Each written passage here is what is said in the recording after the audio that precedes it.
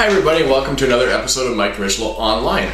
Today, again, I want to carry on with my series on wine education, and I want to cover tannin. Just a brief overview of what tannin is. I figure I'd get it over with now. Just going to be a short, sweet episode. You're going to hear me talk a lot about tannin in the future with my tasting notes. You've already heard me mention tannin once or twice in my last few episodes. Basically, have you ever taken a bottle of red wine, new bottle of red wine, you pour it in your glass, take a sip of it, and the first thing you notice after you swallow is, the back of my throat just tastes a little bit bitter and my mouth just seems kind of dry, making you crave some cheese or some fatty meats or something like that. That's tannin. Tannin in wine is one of the main factors that makes red wine go so well with food, with cheeses, with fatty meats, things like that. That's why a lot of people pair red wine and cheese.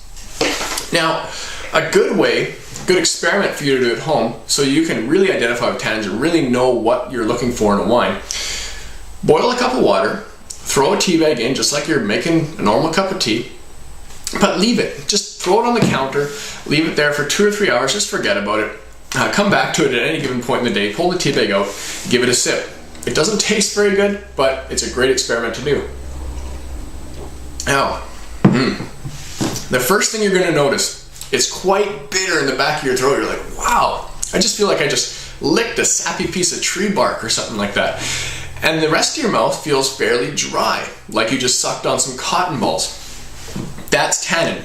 That's tannin on the bare bones base level. That's tannin without any beautiful fruit surrounding it, anything like that to complement it. Now, tannin is something winemakers really want to take advantage of. Tannin is one of the main building blocks and backbone structural parts of a well-ageable wine. Again, alongside with a good fruit factor. Things that impart tannin in wine is the skin contact with the grape skins as they're allowing to ferment or macerate is the other word for that once fermentation's complete. Contact with your oak barrel. And in some cases, they'll even throw some of the stems and whatnot in from the grapes with the must. That's more or less your base of wine. And the longer you let it soak, the more tannin it's going to impart. Now, winemakers can really take advantage of this.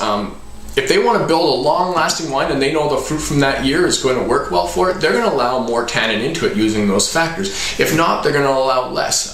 Sometimes they'll make a mistake and they'll leave it on too long and they'll get poor bitter tannins.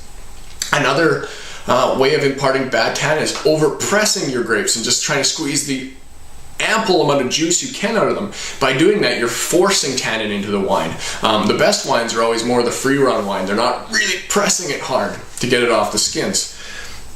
Some tasting notes you'll hear me mention about tannins, and a lot of other reviewers they'll use. You'll get sharp tannins, kind of cutting, almost like, oh, they're just sharp on my tongue. Bitter is a good describing note of tannin on the back of your throat, and that's usually where you register them, is the back of your mouth. Cloying is more the word I think is relative to the cotton ball feel in your mouth. Gives you that just dry, puckery feel.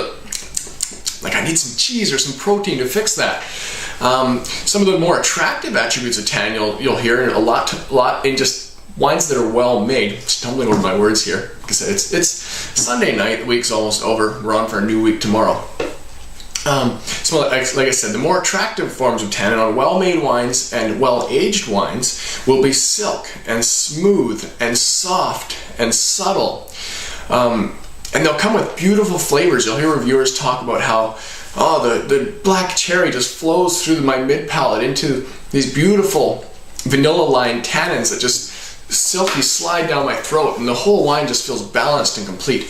Again, like I mentioned yesterday, talking about the consistency of storing wine, another main word that you want to use for red wines is balance. I mean, with any wines, but with red wines is balance. And tannin is really part of that balance in making the wine. So in a well-made wine, your whole mouth should just feel satisfied. There shouldn't be anything that stands out.